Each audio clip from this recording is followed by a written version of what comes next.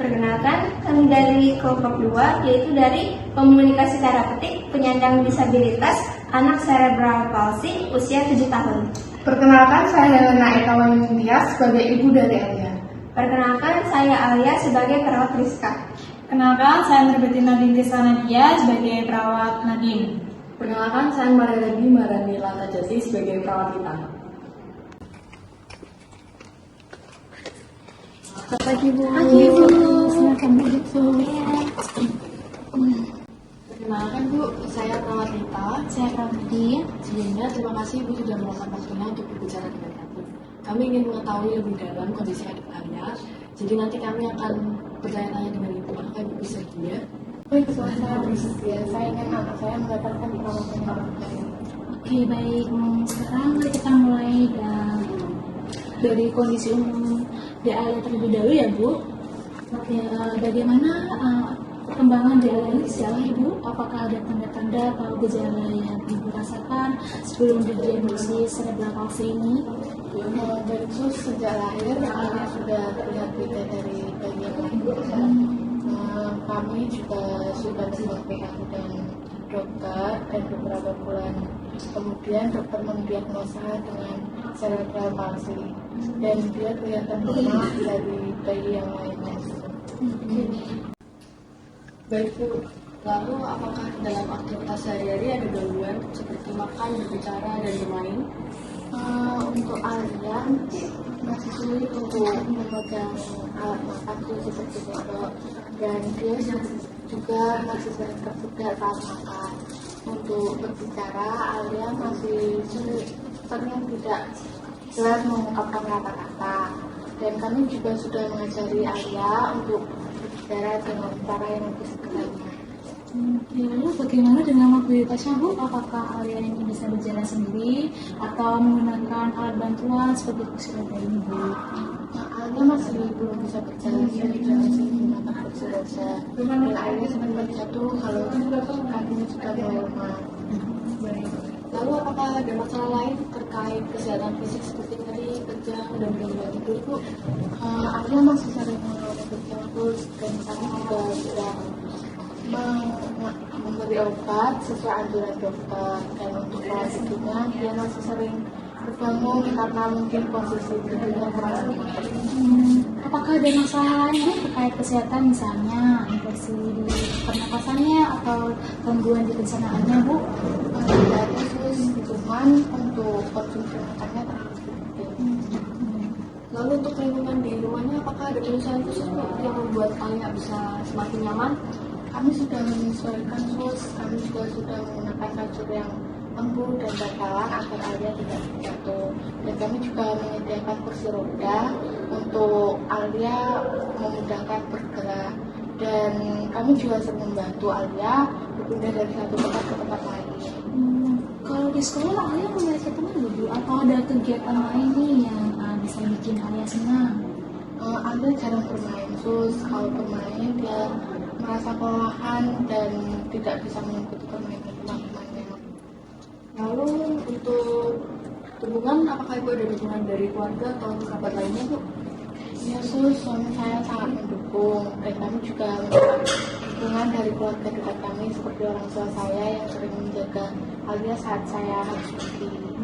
Oke, baik. Oke, sekarang kalau gitu kami boleh coba bicara sebentar dengan Dek Alianya ya, Bu? Boleh,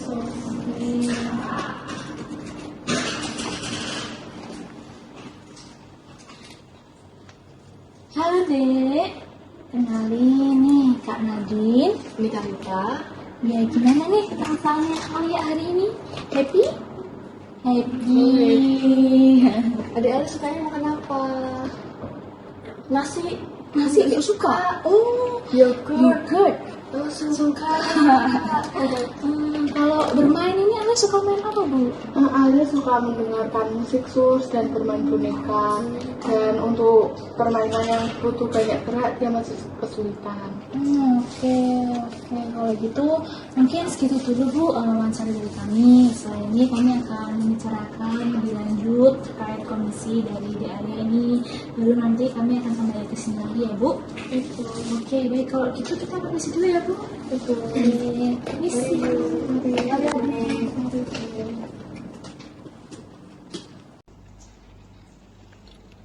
Oke, baik Sus, kita diskusikan dulu untuk menentukan diagnosa dari pasien DALIA ini ya. Boleh Sus? Oke, jadi untuk DALIA ini mengalami gangguan mobilitas fisik, spastisitas, dan postur tubuhnya yang kaku ya Sus.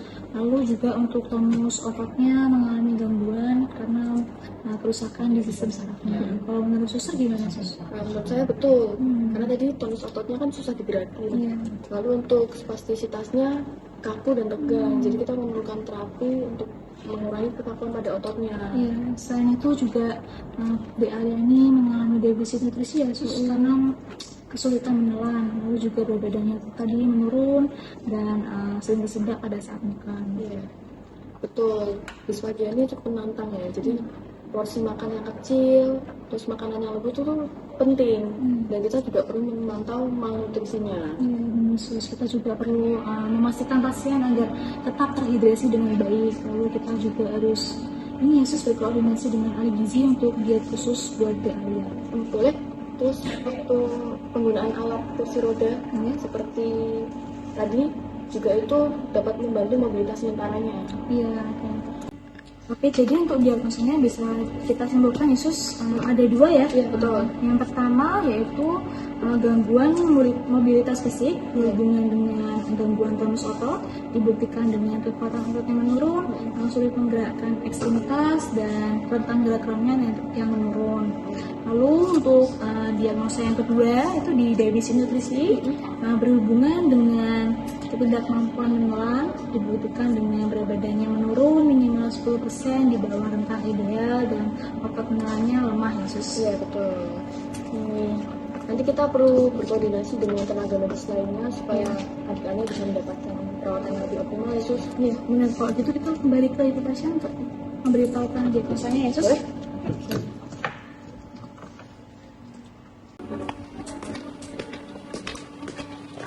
Ibu.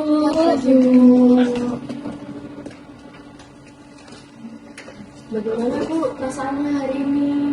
Saya masih merasa agak cemas karena ini masih sulit untuk bergerak dan sulit untuk makan. Oke, baik. Bu, tadi kan kami sudah melakukan pemeriksaan lebih lanjut dan kami mendiagnosa dari DALIA ini ternyata ada dua masalah utama yang harus diperhatikan ya Bu. Di sini yang pertama yaitu DALIA ini ada gangguan mobilitas fisik yang mana ini berhubungan dengan gangguan tonus ototnya Bu yang disebabkan oleh kekuatan otot yang menurun, lalu sulit dalam menggerakkan ekstremitasnya dan juga rentang gerak remnya yang terbatas. Selain itu untuk diagnosa yang kedua adalah defisit nutrisi berhubungan dengan tidak mampu mengolah makanan, dibuktikan dengan berat badan menurun minimal 10% di rentang bawah ideal dan otot menelannya lemah Bu. Iya benar Bu. Jadi dari dua diagnosa yang kami jelaskan tadi, kira-kira dari Ibu yang mau diprioritaskan terlebih dahulu yang mana Bu untuk segera kami tangani?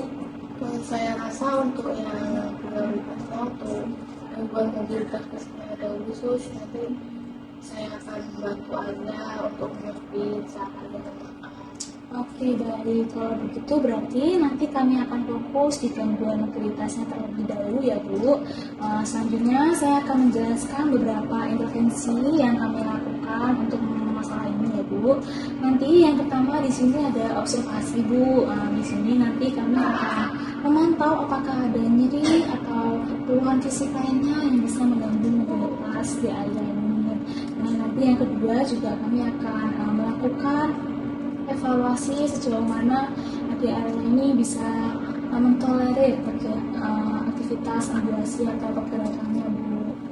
Ya, lalu untuk intervensi terapeutiknya nanti kami akan memfasilitasi penggunaan alat bantu seperti kursi roda atau tongkat untuk membantu adik-adik melakukan pergerakan. Iya Bu, untuk selanjutnya nanti ada tahap edukasi Bu. Kami akan menjelaskan tujuan dan prosedur ambulasinya kepada Ibu biar Ibu bisa mendampingi anak Ibu dengan tepat. Nah, lalu juga nanti kami akan menganjurkan untuk melakukan DALIA ambulasi ini agar anak Ibu tidak terlalu merasa kaku atau kesulitan bergerak. Dan yang terakhir nanti kami akan berkolaborasi dengan tenaga medis lainnya Bu menuju anak ibu ke fisioterapi untuk dilatih motoriknya. Dan nanti kita akan berkoordinasi dengan dokter untuk dilakukan penyuntikan antispastik guna untuk mengurangi kekakuan pada ototnya. Terima kasih banyak Bu, saya paham sekarang bahwa prioritas utamanya adalah memperbaiki gangguan mobilitas fisik. Nah, apa yang harus saya lakukan untuk Alia sebagai orang tua untuk mendukung perawatan ini? Gini Bu, perlu diketahui nih peran ibu di sini nanti sangat penting dalam mendukung anak ibu nantinya, dan pastikan juga ya Bu untuk terus mendampingi anak ibu saat melakukan aktivitas ambulans nanti. Jangan lupa beri dia juga motivasi Bu, lalu juga bantu dengan menggunakan alat bantu yang kami sediakan seperti itu juga. Nah nanti di sini kami berdua akan terus memantau perkembangan dari Alia dan akan melakukan penyesuaian jika diperlukan. Gitu ya Bu. Dan jika ibu memerlukan pertolongan atau ada pertanyaan lain, kami siap untuk membantu ya Bu. Ya, Sama-sama. Selamat pagi Bu. Pagi Bu. Silakan duduk dulu. Selamat pagi Ibu Helena. Ini semua. Perkenalkan, saya perawat Rizka yang sedang bertugas pada pagi hari ini. Ibu, berdasarkan data pengkajian, diagnosa, dan intervensi keperawatan yang telah dikelola sebelumnya dari perawat Lita dan perawat Nadine, maka di sini saya akan melanjutkan intervensi keperawatannya ya Ibu. Yaitu yang pertama, mulai dari observasi, kami akan mengidentifikasikan rasa nyeri atau rasa sakit yang mungkin dialami oleh adik Alia. Kami masih khawatir sus karena kalau Alia merasa sakit dia tidak bisa mengungkapkan, dia juga terlihat gelisah. Saya tidak tahu pasti kalau itu biasanya sama atau tidak untuk Alia.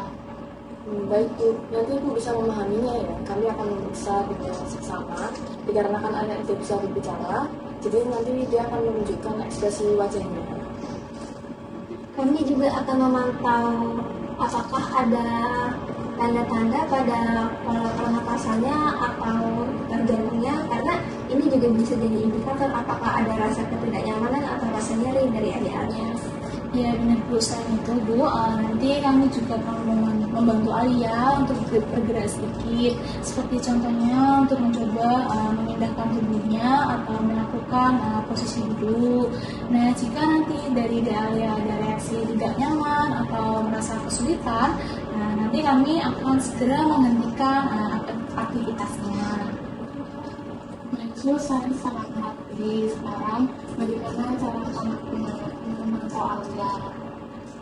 Baik Ibu, kemudian kita lanjut ke tahap berikutnya ya Ibu, yaitu tahap terapeutik. Di sini kami akan menyiapkan alat bantu untuk membantu adik Alia bergerak. Nanti kami juga akan memberitahu bagaimana caranya yang baik dan benar. Sus, tapi saya masih khawatir karena Alia masih kesulitan untuk gerak dan tidak bisa berjalan. Apakah ini akan begitu sus?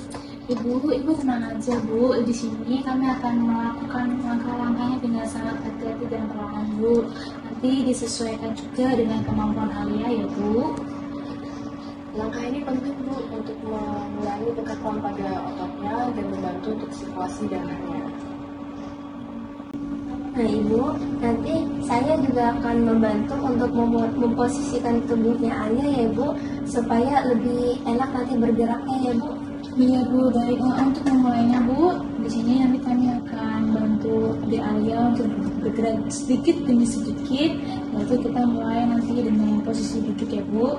Nah, saya akan memposisikan tubuh Adik Alia dengan hati-hati, dan Ibu bisa melihat bagaimana cara kita melakukannya Bu. Baik Ibu, selanjutnya nanti kami akan melakukan pergerakan kepada Alia secara perlahan. Nanti saya yang bagian atasnya dan nanti susun lagi yang bagian bawahnya. Saya akan memposisikan punggung dan leher di Alia, karena kalau misalnya nanti posisinya dikhawatirkan akan terjadi ketegangan otot. Lakukan sekarang ya Bu.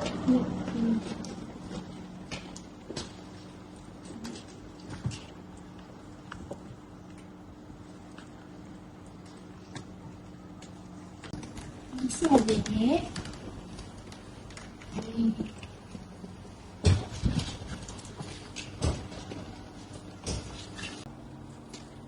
Sus, ini aku tahu dan masuk kesulitan ya, soalnya dia terlihat cemas dan kaku di bagian punggungnya. Saya rasa sepertinya saya mendengar ada yang merasakan rasa nyeri karena otot yang tegang di punggungnya ya Ibu. Kalau kayak gini kita bisa hentikan dulu sementara tindakannya, lalu saya akan memberikan sedikit pijatan untuk merilekskan punggungnya ya. Ya Bu, selain itu jika ayah ada merasa kesulitan untuk bergerak lebih jauh, nanti kami bisa menambah waktu istirahatnya terlebih dahulu ya Bu. Baik Bu, kalau begitu kami izin permisi terlebih dahulu ya Bu. Baik, Suster Rita, Suster Nati, Suster Rizka. Terima kasih ya, Suster. Sama-sama Bu. Permisi dulu ya Bu. Baik, Sus.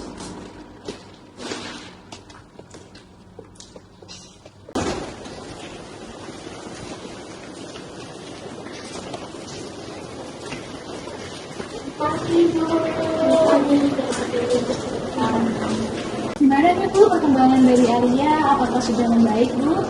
Baik, Sus. Ini tadi ayah sudah berkabar dan dia juga sudah bisa seperti sama dari dulu tadi sempat tertentu ayah tak ada. Tapi setelah saya pikir, ayah menjadi lebih sering. Betul Bu, tadi sudah terlihat saat juga sebagai dia sudah bisa duduk dengan lama dan sudah tidak terganggu. Ya, untuk gerak sepertinya lebih mudah ya Bu, tapi untuk Arya ini masih kesulitan untuk menggerakkannya sendiri. Baik Ibu, berarti untuk intervensi perawatannya sudah terpenuhi sebagian ya Ibu.